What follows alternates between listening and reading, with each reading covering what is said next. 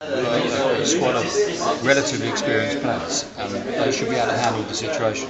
It's not as if they're playing in something where they're not used to. Playing at Wembley should be an absolute joy, and that's where they play most of the big finals when they play domestically. So they shouldn't really have a problem with that. They all play Champions League football. The atmospheres in grounds around the world are just different class, so there really shouldn't be a problem. The players shouldn't really play with fear. It's something that they've wanted to do since they were born, so they have to get out there and play.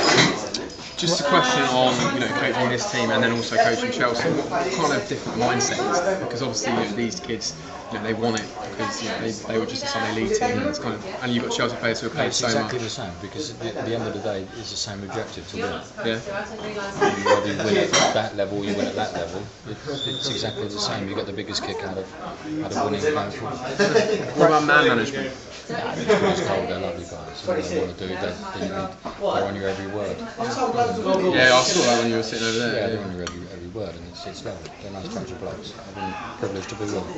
Right, Paul Scholes recently talked about the divisions in the England camp between the players who play for Liverpool, United and Chelsea and stuff. Did you ever experience anything like that in your international career? No, but when it's probably the biggest honour you can have playing for your country. And when you just go away and play with the big tournaments, the atmosphere was always amazing, and the friendships that you carry on from those big tournaments are different class. And I was privileged to play in 2 or 1.5, but the friendships are still there. We never had anything like that whatsoever, and I don't. If Paul says it was there, it was obviously there, but I certainly didn't experience it. Thank you. Carlo Ancelotti said he wants to come back to England. Where do you think he'll be best suited? He's already living in England, so he hasn't got to come back too far. But he well, for a job. He wants to work in England. He's desperate to. I wouldn't have a clue why. Would you go back with him? If he wanted me to go back, yeah, I'd go back with him. Yeah, no problem at all. I thoroughly enjoyed working with him, so that really wouldn't be a problem. He enjoys living in and around London, so it's probably limited. He likes the restaurants as well. Of course he does, but there's good More than Manchester. There's good Italian restaurants everywhere, isn't there? He said the community shield was his favourite because it looked like a pasta bowl. And he's a funny guy, isn't he? He's a very good guy. He's not only a very good coach, he's an excellent coach, but he's a good human being, a nice fellow to work with. Sorry, Ray, one more. A lot has been said about Man City, Man United fighting for the title. Would it be stupid to write off Chelsea? Oh, absolutely. They're just coming up on the rouse, aren't they?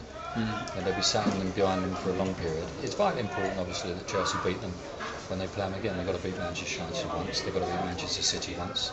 They've got to beat Tottenham once. And you've got to beat the big boys once. Because if you don't, if you lose, or they take 4 points off you, then it becomes increasingly more difficult. So it's vitally important that when they play these big games, they actually win one of the games.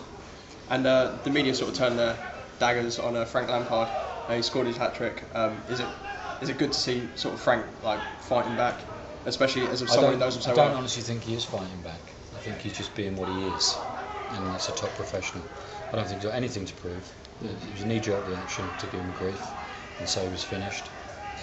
It was his way, I think, at the weekend, just telling everybody, I'm still alive and kicking. How do you think? His reaction compared to Tevez. Oh no. Yeah. Any quick words for Joe Cole, who's playing abroad? Obviously, you had a fantastic career. No, he's doing fabulously well. Any words of advice? I'm really pleased.